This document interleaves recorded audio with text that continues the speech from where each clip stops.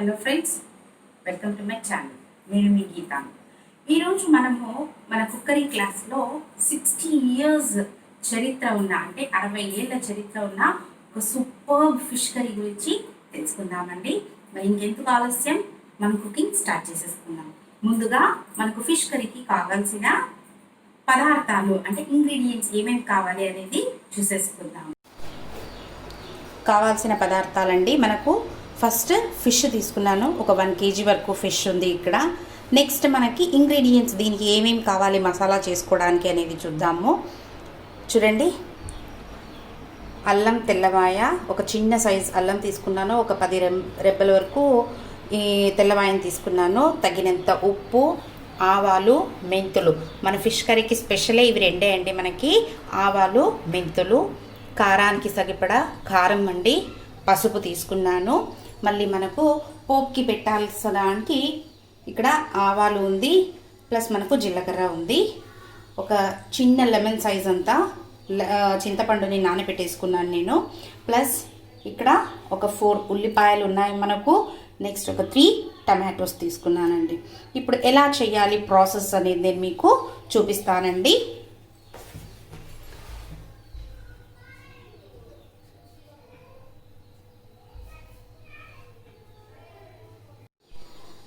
ముందుగా స్టవ్ వెలిగి తీసుకుందాము.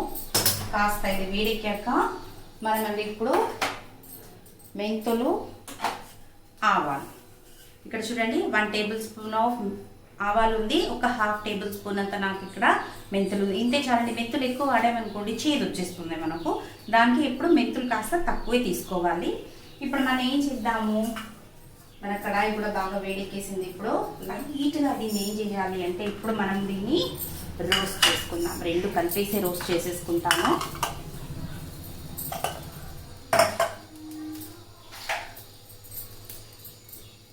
మంట తగ్గించేసుకుందాం.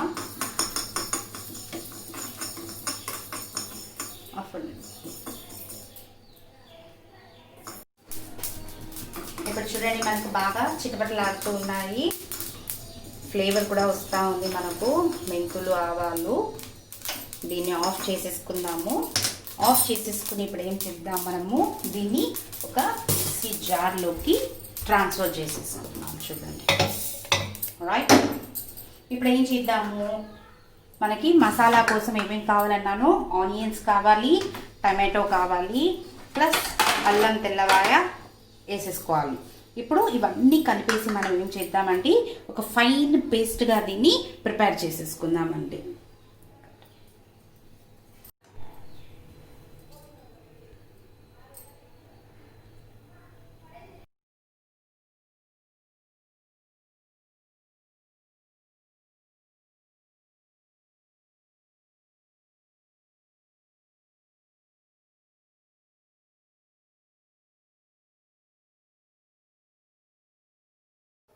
చూడండి, ఇప్పుడు మనకి పేస్ట్ అనేది చక్కగా రెడీ అయిపోయింది, మన మసాలా పేస్ట్.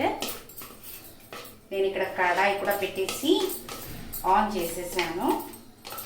మన కడాయి కూడా బాగా హీట్ ఎక్కిపోతూ ఉంది. ఇప్పుడు ఏం చేద్దాం, దీంట్లోకి ఒక 1/2 కప్ అంతా ఆయిల్, కొంచెం ఆయిల్ దండిగానే పడుతుంది మనకు. 1/2 కప్ అంతా ఆయిల్ వేసుకోండి.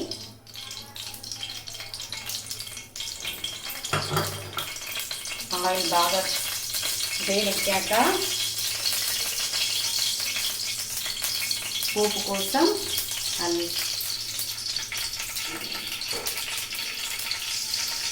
ఆవాలు, జీలకర్ర కొంచెం చిటపటలాడివ్వండి.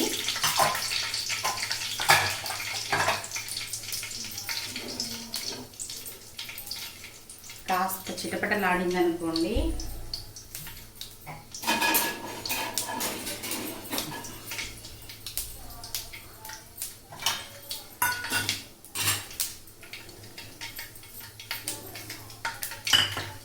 కొంచెం కరివేపాకు.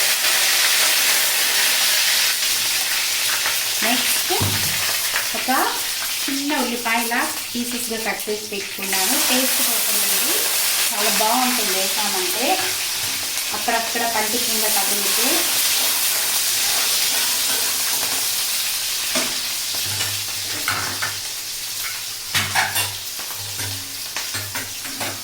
ఇప్పుడు మనకి ఉప్పు, కారం, పసుపు అంతా మిక్సీలోకి వేసేసుకున్నాం కాబట్టి దీంట్లో ఏం యాడ్ చేయని అవసరం లేదండి. మనము జస్ట్ ఈ గ్రేవీని కాస్త మనకి ఆనియన్స్ బ్రౌన్ అయిపోయాయి అనుకోండి, ఇలా సాస్ చేసేసేయండి. కాస్త ఆనియన్స్ బ్రౌన్ అయ్యాయి అనుకోండి, ఈ పేస్ట్ దీంట్లోకి యాడ్ చేసేసి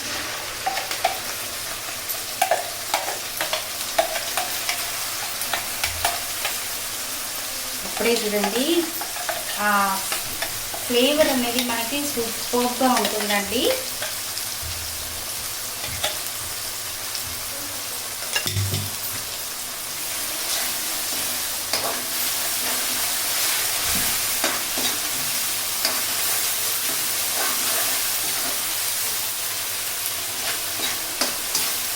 ఆవాలు, మెంతులు పొడి కొట్టి పెట్టాను కదండి, దీంట్లో ఆ ఫ్లేవర్ అనేది చాలా చాలా చాలా కమ్మగా వస్తూ ఉంటుంది. మనకు మిక్సీ ఏం యాడ్ చేసుకోవాలి, దీనికి చింతపండు రసం మనము వేసేసుకోవాలండి.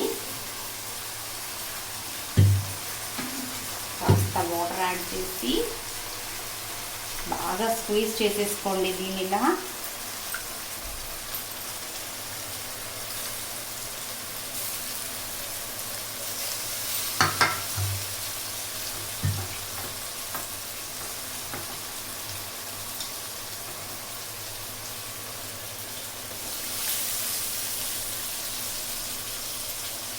నీట్గా ఎక్స్ట్రాక్ట్ చేసేయండి చింతపండు రసం మనము.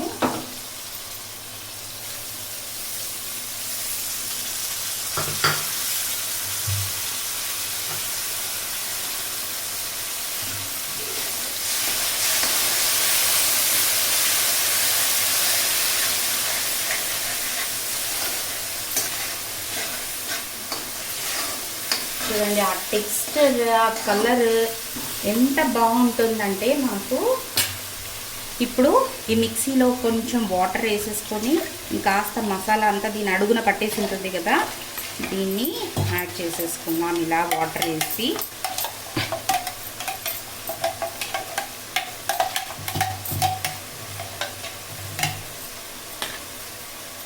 ఇప్పుడు ఆయిల్ కాస్త పైకి వచ్చేసింది మనకు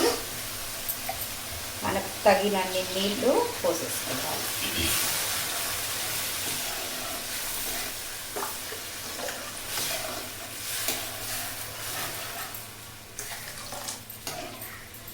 ఇప్పుడు దీన్ని సిమ్లో పెట్టేసి మీడియం ఫ్లేమ్ మీద పెడదాము. మీడియం ఫ్లేమ్ మీద ఒక 15 మినిట్స్ వరకు దీన్ని బాగా ఉడకనిద్దామండి మనము.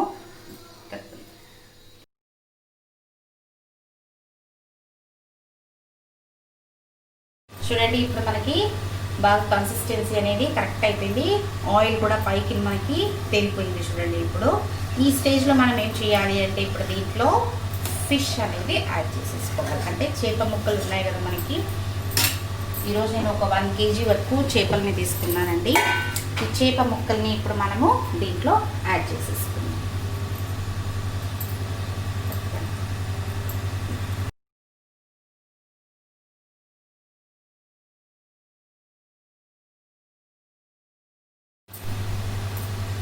ఇప్పుడు చూడండి చేప ముక్కల్ని ఎక్కువ కలిదిపోద్దండి.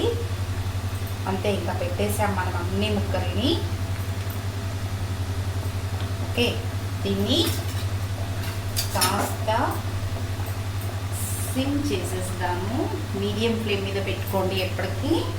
దీన్ని ఏం చేద్దాం ఇప్పుడు,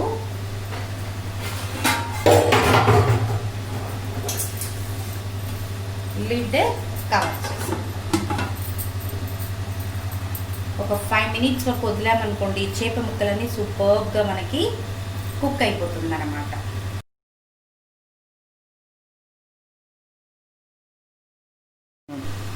ఇప్పుడు చూద్దామండి, మనము ఒక 5 మినిట్స్ వరకు నేను టైం పెట్టేశాను.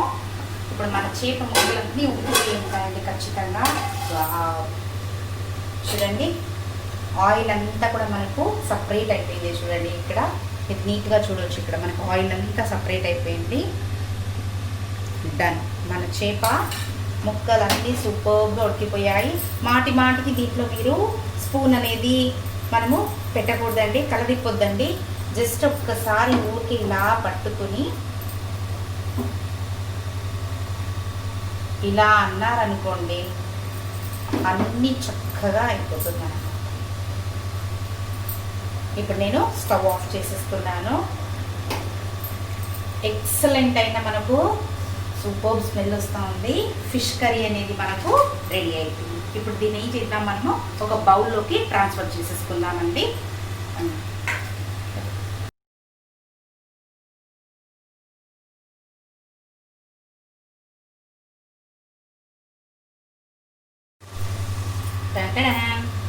చూడండి, మన ఫిష్ కర్రీ సూపర్గా రెడీ అయిపోయింది. ఇప్పుడు దీనికి కాస్త కొత్తిమీర అనేది ఇలా గార్నిష్ చేసామనుకోండి, చూడడానికి చక్కగా ఉంటుంది.